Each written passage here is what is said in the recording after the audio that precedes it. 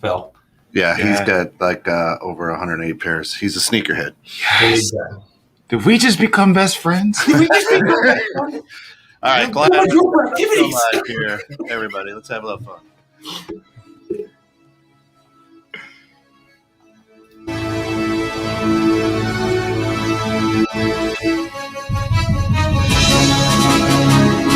Starting at 1 foot, Right. a 6 foot floor. From Crystal Lake, Illinois. You have to dunk on everyone. Welcome to Bridging Civil Tension here, 21-6 The Net, where we feel it's better to build a bridge than to burn one. We're going to cover some edgy topics. You might get upset. You might not. Join us for a little bit of fun. Today, we're going to talk a little bit about the Louisville Police Department, our good friend Andrew Brown, and if we have time, Anthony Thompson Jr. So, let's get down to business. I'll fade this out like a real DJ. That was smooth. That was smooth. I like man. Well done, Of course, today you're going to see our good friend Derek Bear. Good morning. How are you? Good. How are you guys doing? Awesome. Derek, of course, with Gold Shield, big supporter of 21-6 The Net. And we'll let you give a shout out to Gold Shield here in a minute. And he is a host on the Bear Facts on Guns, and he is a co-host on the Dream Home Experts that you can hear today at noon and see tonight at 8 on their Facebook and YouTube channel. So tune in. Absolutely fantastic stuff. So good morning. All right. So let's start with the Louisville Police Department. Okay. So Louisville Police Department is the federal government, the attorney general or whatever, right, said that they are going to do a thorough investigation on the Louisville Police Department to see if they use excessive force, if they use racial profiling, and if their tactics are just dirty. So basically, the government's going in there to see if it's a dirty. See if there's corruption in the force. See if there, There's see a if it's disturbance bad. in the force. Yeah, disturbance in the force. How does that make you feel? I think it's an awesome first step. I think it's showing some sort of initiative and hearing kind of the voice of the people and things that they want to see done. As far as if you don't like reform, okay, well, can we at least just take a look at things to see how, if there are signs of corruption or things not done as they should be. My concern is, and this is actually from the book, The Power of Now, where he talks about if the police chief was the arsonist and they're looking for the arsonist, are they going to find the arsonist? Correct. If there's a corrupt people looking for corrupt people, are they going to tell us that they're corrupt people? I'm not saying that is the case. Right. I just hope that that's not the case because there has been signs of that historically. Right, and as we kind of chatted about this week, I said it's kind of like the plantation owner. Right. Hey, listen, just give me a good hard day's work, and you guys can have a waterbed to sleep on. Yeah. You know, here I'm going to tell you what you want to hear to appease the. Whoa, it's getting crazy out there. Right. So the government, right. and let's tell them what they want to hear.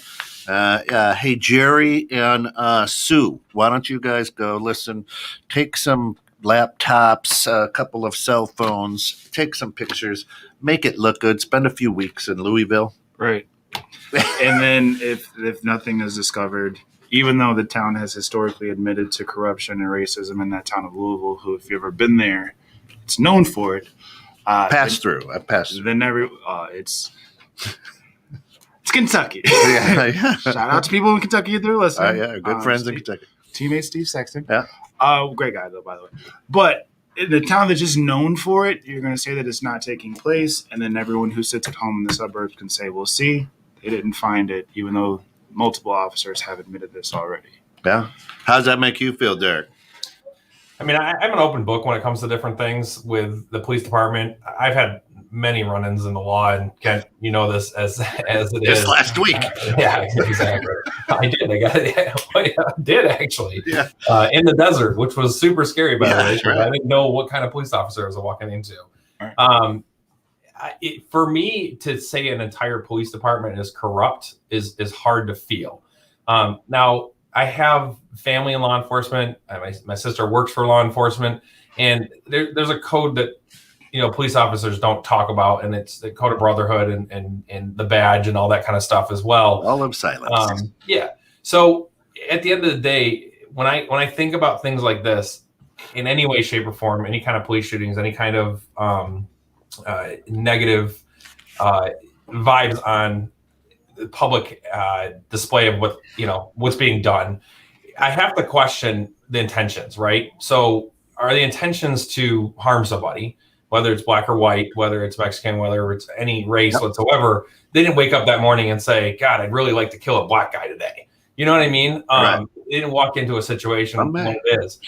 The other side of it too is when you are a police officer and you're in a stressful situation and you have a lot of things going on, split-second decisions become you versus them. And I don't mean them in terms of the color. I mean them as the perpetrator that's in front of you, that they have to make that conscious decision on. And right now, like, we're bringing the federal government to investigate a police department, which should have an internal investigations already, which over the years has kind of made me question some processes because things are hidden, things are talked about, things are done certain ways where, the internal investigations didn't find anything. Well, that's because they don't want to be killed themselves and be taken out and everything else. At the end of the day, I have to look at and say, I have to trust the system. The system's in place, and if the system needs to change, then we need to put the right people in place in that system to make that change. And if Louisville is one of them and the starting point, and the federal government needs to take over and investigate, I hope that our government, and I trust that our government's doing the right things to make sure that it's correct. The other side of it, I don't want it to be, I've been on the other end where I've had a judge sit in front of me and go, hey, Derek, you're a really nice guy. This is your first offense for speeding, but I need to make an example of you. And you're just sitting there going, wow, you have to make an example of me? Like, you just said I was a good person and this was my first offense, and now I'm getting put on a showcase because I'm doing something wrong, speeding, and be demoralized by that as well. So right. I get it. I also want to trust our system, and the facts aren't there. Not all of them are there. We don't have a clear picture. We weren't physically there. We don't have camera footage from before and after and everything else that goes on too. And before I can make an assumption or a prediction of what should be done, I got to see all the facts. And that's on every case. Right. Every time I hear about a shooting, every time I hear about anything like that, the first thing I say is, whoa, we have media influencing decisions. Mm-hmm. We have political figures that have hidden agendas, which means I'm just trying to get reelected or get paid more money. So those things kind of all play into play with me when it comes to, I'm not going to make a rash decision or an emotional decision, because that's what I feel like happens when something like this happens. It all becomes emotion, right, and not facts are laid out. You know what I mean? Right. Mm-hmm. I think what you touched on as far as like not having all the information is why I am excited for something like this as far as the investigation, because there are too many times, whether it's Ahmaud Arbery, whether it's Breonna Taylor, which we had the conversation about the organization who is put in place to not let the police officers come onto the crime scene, then covering up the fact that there were body cameras on the crime scene. So to have something in place so that all the information would be there, and it is maybe a third party or some other outside group that can say, hey, this is what we have, and based off footage, without the fear of police, anyone, I won't say police, but anyone coming back on that third party for discovering the truth, that needs to happen for any case, because it could be me, it could be something that of Kent, but if a third party is going to get direct upload to the body cam, problem solved. We know what it was. We know what it was not for any race. Right now, that's not the case. You say problem solved, though, but then I think about it right away when we deal with third party. We live in Chicago. There's a lot of corruption. There's a lot of corruption. So what doesn't, and I'm talking obviously about Chicago itself. I'm not talking about Louisville in that case. But my number one thing I worry about right away is how much does it cost to make that third party sway one way or another, or delete, or modify, or change things. And that was me trying to go, best case scenario, hope for the best, that third party will not be influenced. That way people can't say that I'm callous or just only trying to find the negative towards police. I'm not trying to, but I understand that, and this is where we're saying, if people have said that the government is corrupt, not my words, but other people have said that the government is corrupt, and then we're going to have that same party investigate another party that's in question for their morals. I don't know if that's the best option. So if the system, and we've talked plenty about it, and I continue to hear about it, right? Systemic racism, systemic. Well, that's why I say it's like this is the man going, yeah, we'll come in, we'll check this out. Everybody, listen, this is a system. So here's an idea. Hire somebody from France, right? You obviously, right? Am I looking at French flags there? Is that? I'm so mad at you right now. That's why I say that, right? I know. But you know what I'm saying? Don't have. Let somebody from outside the system come in. Mm-hmm. Or how about this? Have the police from Billings, Montana, come in. Right now, here's what I'm saying. Things are run a lot different in Montana because you don't have the inner city, right? Right. I mean, you have deer and antelope and mountains. That's where the deer and the antelope play. Right. So you have this good old cowboy come in, and be like, "Whoa, yeah, what's going on here? This is weird." You see, that's not the way we do it. You know what I'm saying? Right. Or that's exactly. Then right. So a sleeper hole. That's what that is. Right. Oh man. So this is okay, and I'll say it. This is the plantation's the owner's brother coming in here to see if the plantation is run correctly. See if it's run correctly. Everything's in tip-top shape. and right, and now they're doing the same. And I want people to know, we applauded about Louisville, but they are also doing the same thing in Minneapolis. To right now, the federal government, right? So there you go. Ashley, thanks for joining us. The fact that us as a whole has to even question all of this is the real problem. Where does it end? Right. Well, I mean, hopefully it's done correctly. Yeah. Hopefully it's done honestly and openly, and then hopefully. And I don't say, and Derek, I don't ever like the word reform. Change. It has to change. We can't reform things. It has to change. Right. And that would be, wow. This, you're all fired. And we're going to have to bring in some people. Well, you can't bring in the military, right? That's unconstitutional. No. But we're going to grab a few people from around the United States, and you're going to come in here and rebuild this. I mean, it's definitely, which I'd be perfectly fine with. Trevor Noah talked about, where are the good apples? He did a video and he's talking about the good apples, and he, like Derek said, we're not saying that the whole police department are corruption or that all cops are bad or anything like that by any means. And I will voice that continuously. There are some fantastic cops out there. The problem is with the blue wall of silence that they're not allowed to be as good of cops as they are. Mm-hmm. So especially during this time of change, allow them to be able to say, no, I've seen people do things that aren't the way they should go. And I know that it was covered up, or I know this is happening. And then remove the bad apples and allow the good apples to now have more of a leadership role and more of a voice. Yeah. I'd be perfectly fine with that. But as long as I have to sit by while you plant drugs on a kid from Woodstock, that's a problem. Right. Even if I am a good cop, I just now sided with the bad cop. We can't allow that to happen. Right.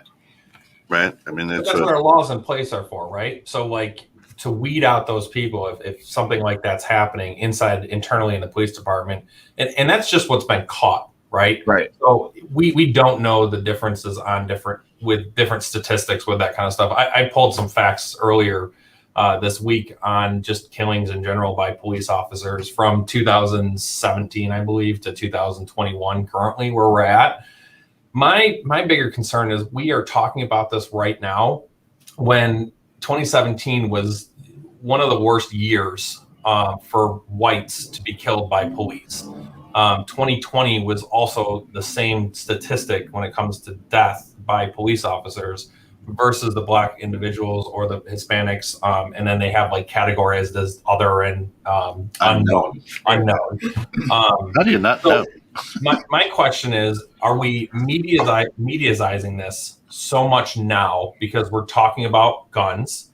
We're talking about Black Lives Matter. We're talking about a very political race, more so than ever before with Trump versus Biden and, the lefts versus the rights. I can't remember a time in my life, even in high school when we were talking about economics and talking about any kind of political, that it was this cutthroat and the country was so divided, and it was Republicans versus Democrats. And at the end of the day, I can't call myself either, because at the end of the day, I see views on both sides that I agree with. And being an American, my choice is my choice. It's my right, to be a choice.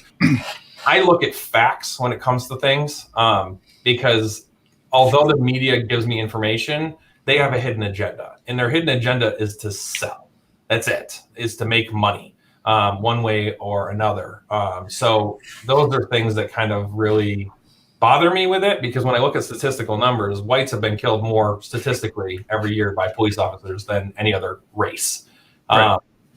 So how do we're talking about a broken system, we're talking about broken things. I feel like we're focusing on it more, so we're finding it more. And those news media outlets are really going through and hunting down the stories to find that one situation and blowing it up out of proportion. Now, death by any means is unacceptable in my world. I think there's other means to deal with certain things, but I've also seen some video footage that I'm like, man, if I was that cop and this guy, whatever color he is digging around in his pockets and digging around in the center console, and I've asked him for 5 minutes to get out of the car, and now he's digging for I don't know what he's digging for.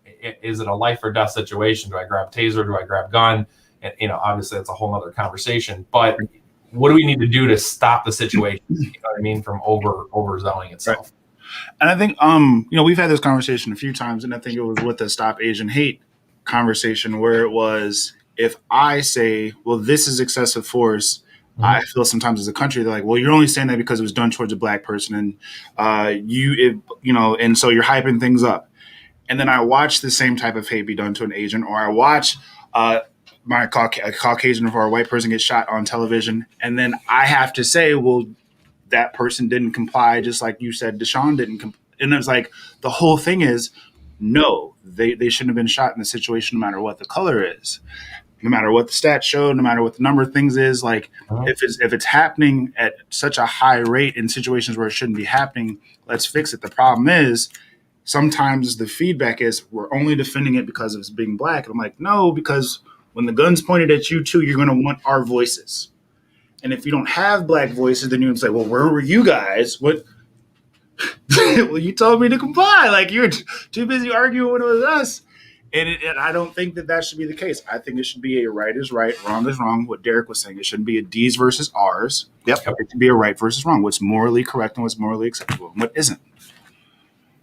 Well, I mean, there was a time, right? And as long as you have people of different races, you're going to have racism. Right? And that's just the truth of the matter. But there was a time when the police officers were all, Andy Taylor and Barney Fife. Well, I get it. Hey, Gerald, put the gun down. Right. It's Andy. And the police would come out and talk to you. Right? They didn't want to have the confrontation, but now because of life, I guess I'll just put it that way, we've kind of militarized the police, right? But that's why we have a military.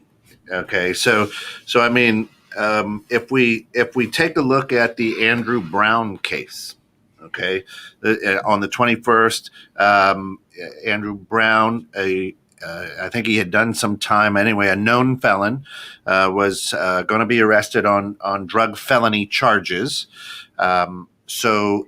Also in his file, because he had done time and had a file and was a felon, it says aggressive and resists arrest.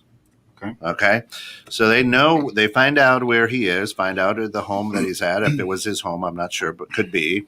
And they send the SWAT team in to deliver and arrest this guy. Right.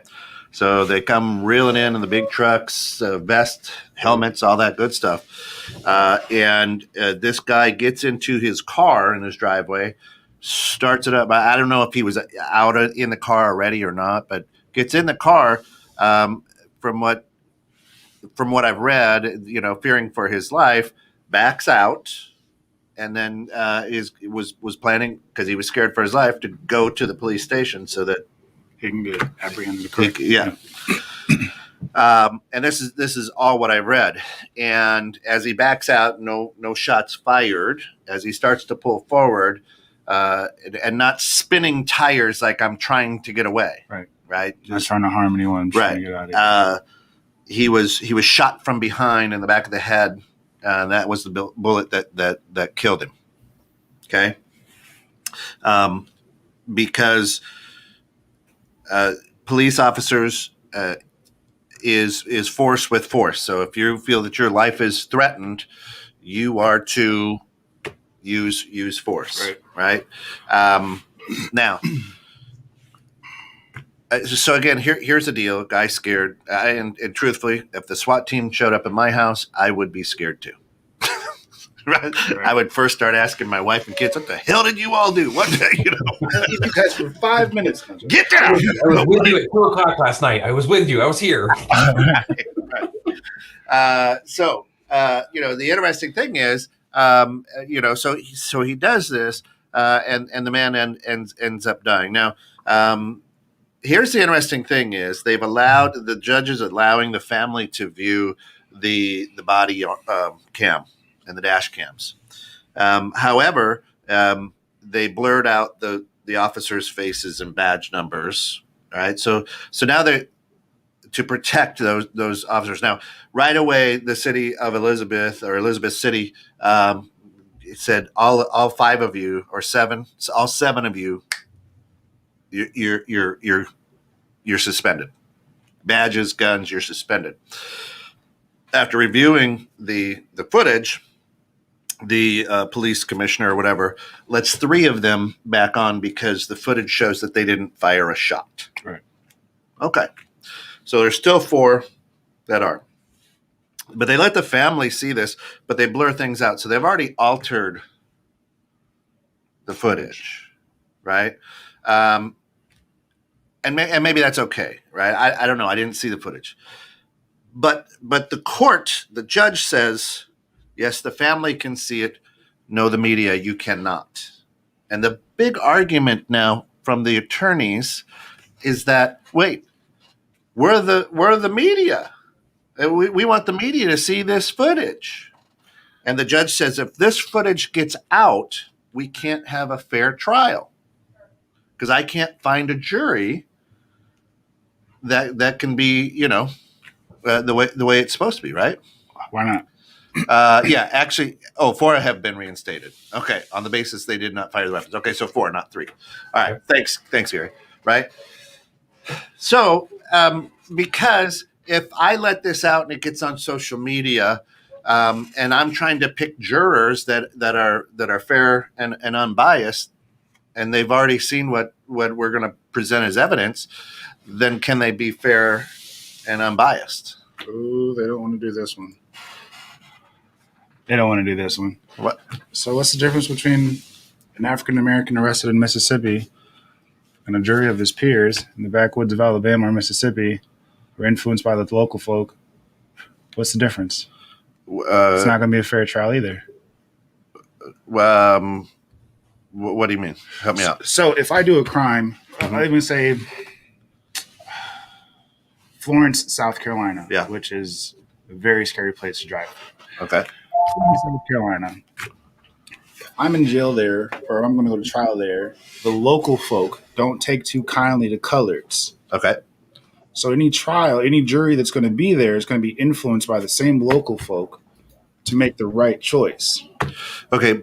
So what's the difference? So when the jury is being picked, they're agreed upon by both attorneys, and the attorney, and there'll be plenty that'll step up for that person now in today's world, right?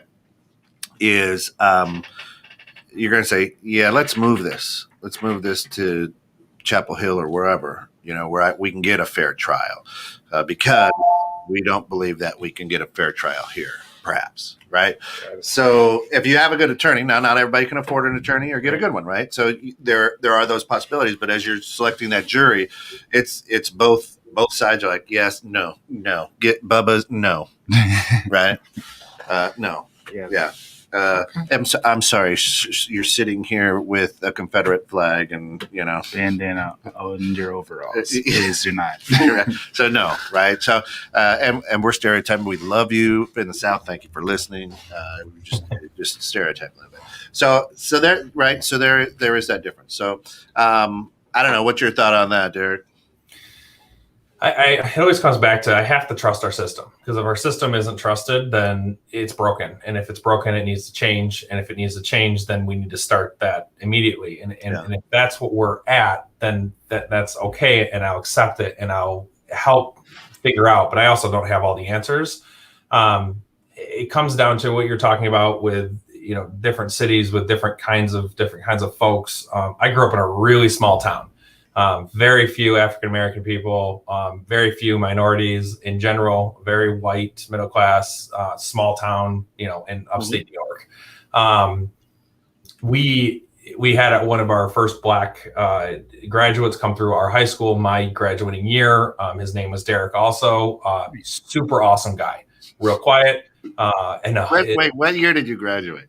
Don't ask questions you don't want to know the answers to, man. I'm not ancient history like you, man. No, I know. That's why I'm 2000 Black come through the school. Yeah, you didn't graduate in the 60s is what I'm saying. No. 2003. So I mean, it's pretty far. And look at your face, right? Upstate so New York. For me, I'm open-minded, right? I always have been. I don't see in color. I don't care about color. I care about individuals. I have no ill intentions. I run a motorcycle club that has 90% African-American and minorities in it. I'm actually the only white guy, and all of my brothers make fun of me all the time because, you're white guy. I hang out in Harvey, Illinois, okay? And I'm talking Harvey, okay? So some pretty scary places for me as a white individual walking into a place like that. And I'm completely comfortable because I know I am not biased. I know I'm not racist. I know I don't care about any of that kind of stuff too, right? At all, because at the end of the day, we're all human beings, and that's all that matters to me. And I wish the rest of the country can think about that way, because I just don't see how other people don't understand that. I think about how people are raised. I think about how their fathers teach them, and how when places like the South, where it was, blacks versus white, and, that mentality of the plantations and all that kind of stuff as well. There's certain places that are going to take more time to have people open up their minds. And you're right. It's not fair to put that person on trial in a place like that and be able to, that's why the lawyers need to both agree on it. And if not, move it to the correct location. Right. And it opens up for mistrials and a whole bunch of other stuff when the jury of your peers is not not non-biased, right? That's one of the questions. Are you racist? Well, no, I'm not racist, but I have a Confederate flag in my head, and I have a color TV. Exactly. So those are questions that we need to trust the system to really break down that needs to literally not be happening. You know what I mean? That's the first step of it. My other side of it too is, what put you in that situation in the first place to even get you in front of that jury? What happened? Was it something? There's got to be enough evidence where they're literally charging you. And, obviously there's one-offs to that, and those one-offs need to be taken care of, but that's not the majority of what happens on a day-to-day basis in the police department. Right. We're focusing on one or two errors, either human error or informational error, or just straight up. Now, Kent, you just talked real quick about, if the SWAT team shows up at your house. Kent, if the SWAT team shows up at your house, what are you going to do? not get in your car and try to leave. You're going to just comply and lay down. I'd probably call the police. Be like, "Whoa, I think you got What's the wrong going on house here." For So I your just questioned right away. And mind you, I don't want anybody dead at all. There's no reason for a loss of human life whatsoever. And we need to start with the police officer and his training and his intentions around what it is, and then trust the internal investigations that they're going to hold that person accountable if they just killed somebody, and run them through trial as they should and release body cam footage. And I agree 100%. Media does not need that footage at all. At all. It's an internal investigation at this point. It needs to be stayed within that way until it's completed. And it's going to cut and chop it. And then they're going to make it seem one way, you know? And again, the shot came from, gets killed from the back of the head. So obviously, if he's moving away from me, my life is not in danger. Right? He wasn't moving at a high rate of speed to say, I'm trying to run you down. Now, that's why here in Illinois, too, we have a no chase policy. Because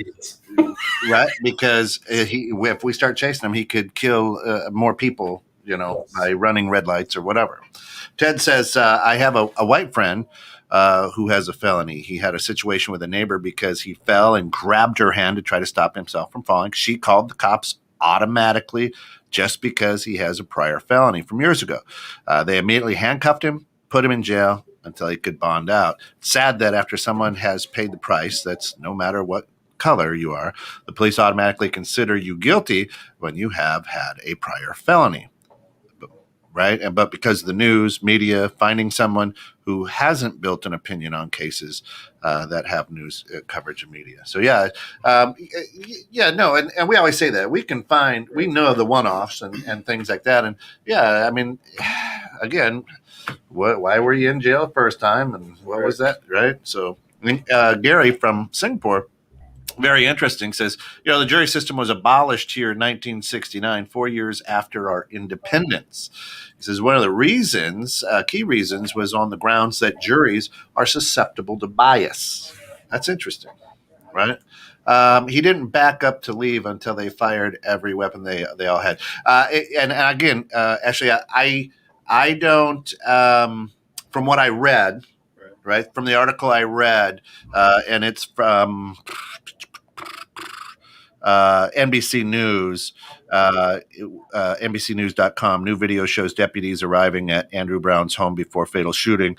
Was that the video? What I read was the video shows that no shots were fired while he was backing up, right, or before that. So I'm going with what I read. If you saw and the video says something different, then I'll take your word for that.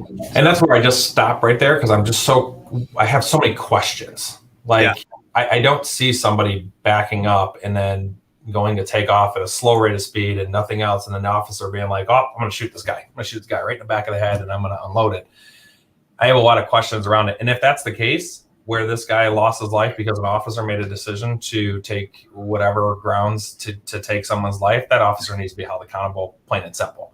And the police department needs to be investigated and looked into and look at training causes and go through different types of training to make sure that never happens again. Right. That's kind of where I come from with it, because although he got shot in the back of the head, what's happening in front of him? You got to remember, this is a SWAT team. This is not a SWAT person. So if one of his team members is in... Yeah, I got your 6, right? Yeah. So if he's in the course of where that vehicle is going, and the video is the only thing that's going to tell that, is what's in front of the car. But the guy, maybe the guy that's trying to jump out of the way is who he's actually trying to stop. So there's some things in there that I just don't know the information. Well, yeah, I mean, and I don't know, is the guy, 7 foot and 300 pounds? I don't know that, So again, and the potential for crossfire. Ted says it's hard for people who have not been educated enough to realize people are people regardless of race. They most of the time have been taught that behavior or are that way because of a lot of community reactions towards other races, religious beliefs, disabilities, right?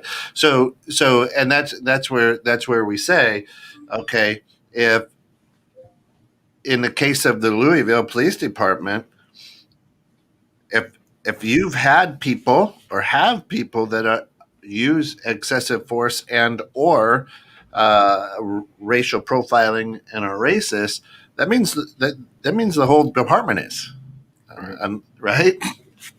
Because a lot of them have to keep silent. Well, understand this, Derek. If you come into Wonder Lake as a minority and you hear the N-word thrown around and what are you doing here and whatnot, and it's 3 people, and you go back and go, man, that town is full of racists, right? It doesn't matter that most may not be, but if you've got, you're either pregnant or you're not. Yeah. You know what I'm saying? And I mean, so going with the same example, if I come in as a officer to the Wonder Lake Police Department and I hear that, I'm not allowed to say that I hear that. I have to just go along with hearing that all the time. Right. That's a problem. Yeah. So right there, we need to stop, because why shouldn't you feel comfortable enough to have that conversation with your superior officer that you don't want to hear that? That's a disgusting word to me. I would never in my life even think of using it in any way possible. Right. Number one, it's just not who I am. But that's the problem, right? So there's a brotherhood problem. There's a brotherhood side of it. And in the MC world, if I got a problem with my brother, there's 2 ways. You're going to talk about it or you're going to fight about it. That's it. You can pull up rings, we'll put boxing gloves on and fight it out, or we're going to have a really serious discussion about it. At the end of the day, if the discussions aren't being had because they're scared, we need to start from the top then. That needs to be the chief. Chief of police needs to start there. We need to start talking with that and work our way down. Ship roll downhill, and training too. Yeah. So Ashley, thank you. She also read they found no drugs or weapons in the car or the house, but that was yesterday. So the stories coming out could say different. No, you're right, and I read that too. He was being arrested on those felony charges, but yeah, they found he was unarmed, and they found no drugs in his possession or in his residence. So yeah. So I mean, let me ask a question. If someone who looked like you showed up to the door to arrest you, would you be more? Would your guard be down? Would you be more trusting? Yeah, I would. I mean, I'd still the badge, but I'd probably be more trusting. Right. So maybe as police departments, we need to take a look at and go, okay, Mr. Brown has prior, spent some time. Right. He has resisted arrest. I mean, did we try an email? Right. Hey, we'd like you to come down. We're going to serve you. No, but honestly, right, we have to take a look at those type of things. Can we get more minorities on police forces to better understand? I understand that numbers are going to be limited, so that's not always going to be feasible or able to do, especially like in the heat of the battle. If someone's called, there's a domestic dispute right down the street, and Kent's closer than Deshaun. All right, well, we got to send Kent because this lady's life may be in danger. So I understand that. But if we have the opportunity, absolutely. I mean, and then that actually leads right into what Tony's saying. Maybe if we had more minority superiors, maybe things would be different throughout the law enforcement. As far as being able to communicate and say to my superior officer, Derek, hey, listen, I watched Kent plant drugs on the black kids that were arrested last night. He said the N-word twice, planted the drugs, and this is the 3rd time that I've been on patrol. I've seen him do this. What can we do about it? Even if I don't want to get the guy fired, I just don't think it looks good for our department to do so. Yeah, but I want that guy fired, by the way. That guy should be fired. Absolutely. Right. One thing is there's the fear of the fear of if I say what I say and Kent gets fired, 20 other officers may come to my house and I'm screwed. So there's got to be some sort of way of I can't start my this car is for on the rest your of my radar. life. Yeah. This is on your radar, sir. Keep an eye for it. But yes, ultimately, Derek, we would want him to fire Kent in that situation. But there's the fear of the backlash of these guys are police officers. Some of them may have a military background. And the fear is there's consequence of loss of life if you break that blue code of silence. That's right. Of course, you're listening to 21.6 Nets. This is Bridging Civil Tension.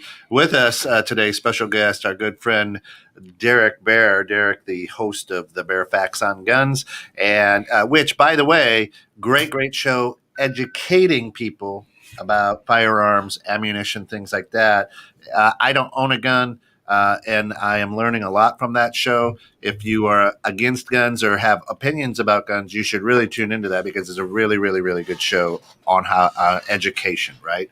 And I'm open. So I always want to tell people, like, when it comes to the show, please be opposing. I'm not going to yell at you. I'm not going to scream at you. I'm not going to shove my... Yeah, we're not going to argue. Yeah, I'm not going to shove my values or my beliefs down you. I'm going to listen to you. I just want to listen to the other side of what it is. Yeah. And that's it. Which is fantastic. And that's on Thursday nights at 6 p.m. Central. And Derek, of course, you represent a great company that supports us here. You want to give yourself a shout out? Yeah, sure, no problem. It's Derek with Gold Shield Services. We're a heating, cooling, electric, indoor air quality, duct cleaning, and a smart home integration company. We're located here in Algonquin, and we have a second location in Des Plaines. We care about doing the things the right way. That's the only way we do things, and our quality and our integrity is our tagline. We care about quality, we care about integrity, and we do the right thing every time. Yeah, that's awesome. Good and they came up to me. It's how good they are. They came out to my house and took a look at the smart home integration. And goes, well, you fall far from smart. So we're going to go smart as a user. And it's not going to even help you. In the world of smart homes, is a chalkboard. Right. So I want to touch real quick, Kent, because we were talking about here and having more superiors and having, Phil, you were talking about having the openness to be able to go that. That's what our internal investigations is for. So that's it. So if we need to start there, we need to look at internal investigations where a police officer, code of silence or not, can walk up and say, hey, this guy just planted drugs on an innocent man, which is then, or woman or whoever, that is now going to relate in drug charges and put this person behind bars. The financial end of that for me, okay, I'm a money guy. I love to talk about money and organizing. When we do that and the truth comes out eventually, say 20 years down the road, we've just put a guy or a woman in jail for 20 years. We now need to compensate that person for time that was spent that was not correct. So an unjust arrest, unlawful punishment, and is sitting in jail. And you've just taken this person's life away by 20 years. Sure. So that's millions of dollars. At the end of the day, what happens is that hits our tax dollars because we eventually have to pay for it one way or another because money just does not come out of nowhere. So if we need to start with internal investigations and we're worried about having that code of silence being used rather than the right thing to do, which is to talk about it. And the more we talk about it, the more it won't happen, right? Because then those people go away and then inside the police department, they're like, hey, I don't want to plant drugs in this guy to make my life easier or whatever ill intent they have behind it because I don't want to go to jail. Right? Because I'm the cop and now I'm in jail and it's 20 times worse being a cop in jail. Right?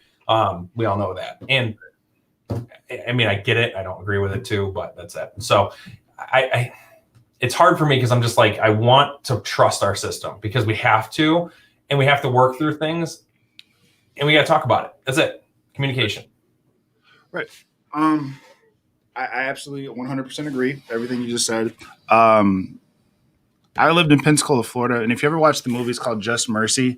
It's about a guy who gets falsely accused, goes to jail, and then this lawyer has a whole career, and his whole his office is based off of setting people free who are wrongly accused.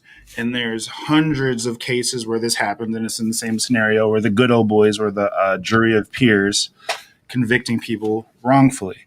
I think with historically known police departments, whether it's NYPD, LAPD, Chicago, Louisville, wherever the case may be, where numbers of arrests are high, and a lot of it is, there's story after story after story of planting drugs on minorities or just planting drugs and tampering with evidence for all cases of all races.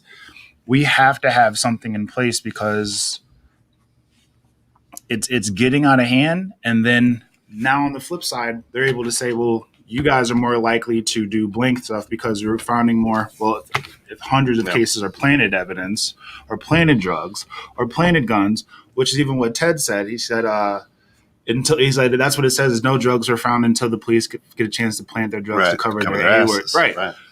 So if we know this happens in so many cases, why isn't there something, or hasn't there been something in place decades ago? Sure. And I just Tony says, hey, I have uncles, cousins. Look, we got our good friend Marlon Madden showing up.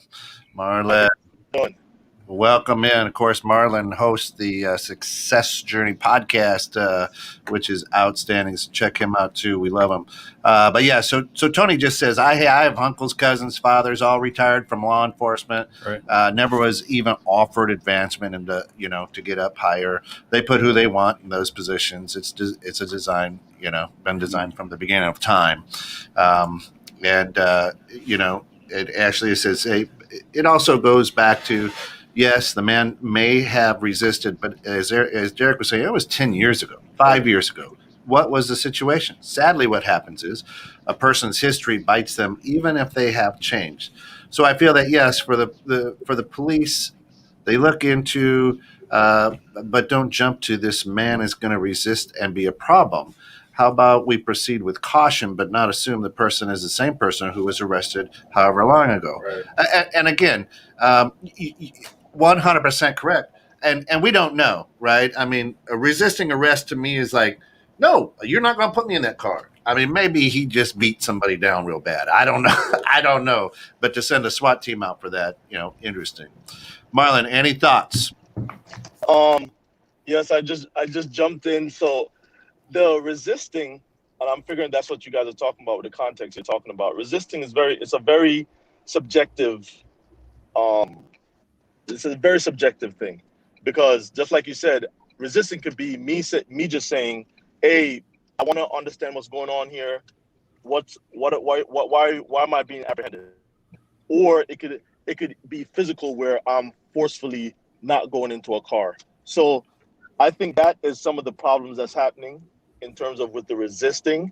And also, just like you said, with the person's background, a person's background is not known until you look me up. So if I'm walking on the street, or I'm walking and a cop comes up to me, he doesn't automatically, or she doesn't automatically know my background.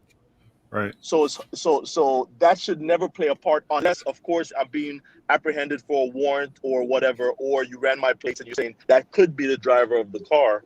But the background should only come into play if you run my name. And just like you said, just because before in the past I've done something, yes, you're going to proceed with caution, but that doesn't mean I'm going to fight you or whatever it is. So I hope that I answered the question correctly. Well, yeah, no, I mean, listen, when I got my nose broke, right, by Lewis, right, and I hope he's watching, right? I love him, right? I deserved it. Anyway, right? I understood. He got a good right jab. And, well, his hands are quick. I am going to proceed with caution, right? And God love him, and thank you for your service, Lewis. I mean, he right now works on the border. Love what you do. And Marlon, of course, ex-Marine, or still Marine. No, I'm still in the Marine. And just to correct, I know it's semantics, but there's no such thing as an ex-Marine, because once a Marine. Hoorah. I get you. Hoorah. Thank you for your service, Tyler. Semper Fi, brother. Semper Fi. Thank you for your service, bud. Appreciate that. Thank you for your support. Hey, he was part of the inauguration, too. Yes, I was. Yeah. Yes, I was. No way. Congrats. That's a huge honor, man. Yeah, that's cool. Yeah. It was a crazy time. As you know, it was a lot of different things. No, I thought it was completely normal. Everything was easy. We didn't have fences up and National Guard there. It was totally normal. What are you talking about? I do like what Tony says, though. Now, because we privatized or have gone to the private sector for penitentiaries and whatnot. Right. It's now, how many beds can we fill and keep them in there, because that's how we make money. Right, which is sad. So right? when you have multi-billion-dollar companies able to talk to the police department and the higher ups and say, "Hey, listen, overlook these videos because we need this new prison filled up." BTW, cell block number 6 needs 3. You're retired. We got state agency. It's a really good point. So we need to start from there. How do we figure out, number one, we as the people, right? Because we control this country. The government does not control the country. That's what the government does not control. It should not control. For the people, by the people. Correct. Why do we allow private sectors to happen? Yeah, that's a good question. Because we live in a capitalistic country, right? So this capitalistic country, capitalism is a wonderful thing, but the abuse of it can be very damning. True. So why would a country say, let me capitalize or let me privatize a prison? Because when you privatize a prison, it becomes a business. When it becomes a business, you're forced. If I'm selling cars, I have to sell cars. If I'm selling beds for somebody to come in, I need to have it. So there's going to be some kind of problems that arise with it because I'm going to have to keep my business up. So you're absolutely right. And I don't know the answer to it. I know it's capitalism and greed. And not that capitalism is greed, but when it becomes in a man's, when I say man, the mankind's hand, it becomes very damning because now somebody wants to run a business versus what a prison is really meant for, to house people that do crimes. So I'm gonna throw in just a caveat to that because I love this conversation and I couldn't agree with you wholeheartedly more. The opposite side of that I look at is if we have someone in prison that is rightfully there, they have committed murder, they have committed some kind of nasty crime where they've spent years in there. They are not helping our society being locked up and costing us money every single day. So I can see a part of privatization of and turning into something good out of something bad.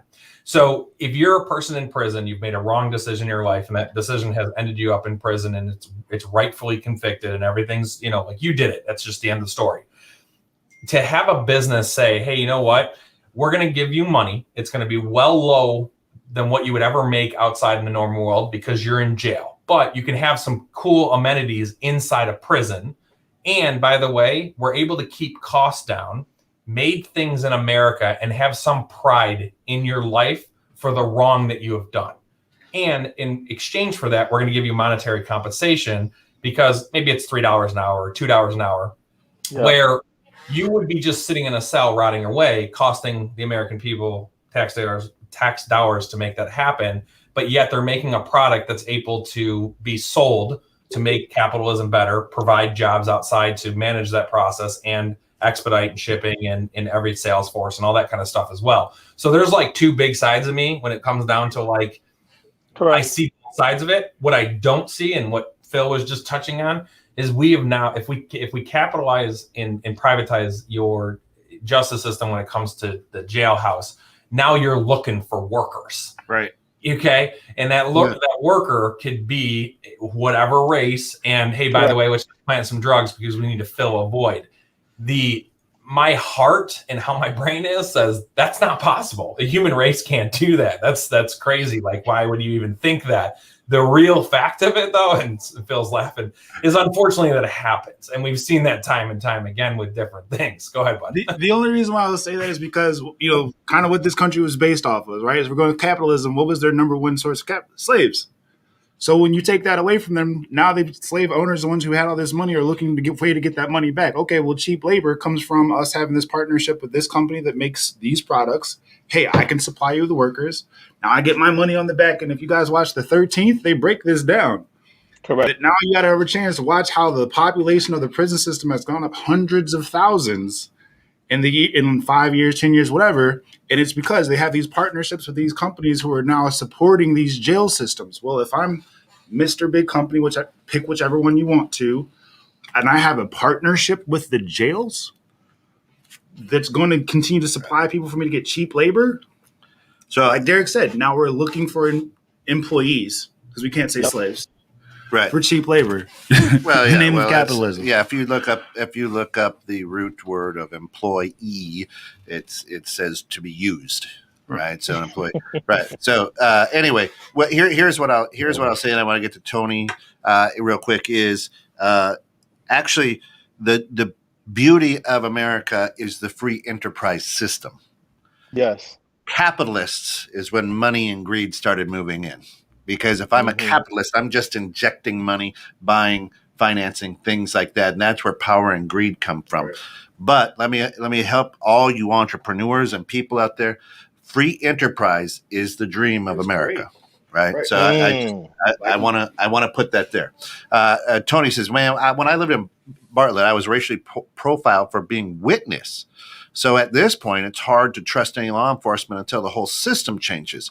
I've never had a record ever. So the system is designed to keep the black man in jail. And that's why what I will say to that is kind of follow the money on that one. And Gary says it down here. Follow that money, right? And trace that back to when it all started to jump like that, right? And find out, as we talk about systemic, where that system and who started that, right? That was a slave thing, because if you were set free and then you didn't have a home, they could then arrest you for being a vagabond and send you back to prison for cheap labor. But in the modern day, though, look around the 90s. Gotcha, look around the 90s. Okay. It's purely for our good friend Gary from Singapore says it's purely for financial reasons. As to everything, follow the money. And Ted says, yet it was self-defense, and the guy used a baseball bat to beat me up. Oh, I skipped that. He says another example of discrimination is in my teams. I got beat up my junior high school. I was automatically the one who started because there's no way a normal kid, quote unquote, could possibly beat up a handicapped kid. So, there's really sad to hear, Ted. Yeah, it is sad. Gary says, there's something we kind of find it strange over here, why it's a necessity to provide prisoners with amenities such as TVs and such. Interesting. We only have one prison here. It belongs to the prison service. 23 out of 24 hours is spent in a cell with only a straw mat, rubber slippers, mug, and toothbrush. Hopefully you read that, Gary. It's a prison, not a holiday camp. Yeah, and some of our federal prisons are they call them, Can I say something about that, though? Yeah. If we send someone to prison, or if somebody wants to go to prison, because we don't send somebody, they want to go to prison, right? If they want, keyword. If somebody wants to go to prison and that person is saying, well, it's not a holiday club, we want them to go to, we want them to go to prison and live the hardest life, but we want that person to be able to come back to society productive and not go back to that environment. Right. So if I send somebody and I put them on a straw mat, no TV, no interaction with regular lifestyle, trying to keep some kind of normalcy, then we're going to force that person when they come back to the regular civilian sector that they're not going to be thinking in that way. They're going to have some problem coming back and come back to society and act normal. So I'm not saying that we should make it a MetLife or some kind of a Holiday Inn, but some normalcy is needed. If you treat them like an animal, you make them an animal. You can't complain when they become an animal. Right. And they get back to society. So. Well, that's and agree with that. We see that a lot with our kids who have served this country. They've seen a lot of ugly things, right. And you go in at 18 and you become a soldier, and you are used to people saying, "This is what you do, when you do it, and how you do it." And then you're reintroduced back into civilization, and you're sitting at the drive-through at McDonald's going, I don't know what to order. I understand it, but they usually just put it on my plate. Right. I mean, and that's an exaggeration, but I mean, there's that. So I understand exactly, what Marlon's saying is there. Yeah. Teach them, hey, it was bad and wrong. But they're still, we want to rehab them, teach them a trade. Why not teach them a trade or a skill set? So a lot of people that are in prison and go through that system, I look at why that person got there, how that person got to that place, and really it comes down to how they were raised. Okay, so if they are fighting for their life every day and stealing is the only thing they know because they can't afford or haven't given the means or don't have the support system that they need to, then stealing is normalized to them. So to them, it's okay to steal because mom and dad did it, or dad did it, or mom did it, or whoever, and we have no money, so just steal it. We're going to go against the system, and that's it. Well, the system's going to bite you eventually and put you in there. At the same time, we have to teach these people in prison what good society is, and that can bring up a whole nother topic conversation because what society means to me versus you, Kent, versus you, Phil, versus you. it completely can be different, so how do you normalize that? What's the right thing to do? And statistics is the only way we can look at it from past to future. And it's got to be unbiased. That's it. It's got to be absolutely. Listen, I could talk about this all day. This is thank you so much, everybody. It's fantastic. Our time has run short, though, but a big shout out to our good friend Marlon Madden. Check them out at the Success Journey podcast. They've got some swag. Buy some stuff from their store. Support them. You can hear them here on, I think it's Wednesday nights here. Definitely.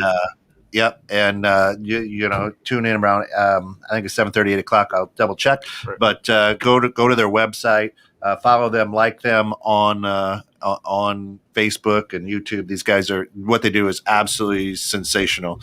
Derek Bear, of course, the host of the Bear Facts on Guns, Thursday nights at 6. And then tonight at 8 o'clock, you can find him on Dream Home Experts, or listen to him here at noon shortly as we replay a couple weeks ago the show from there with Home Inspector. So tonight, I think you got a realtor on.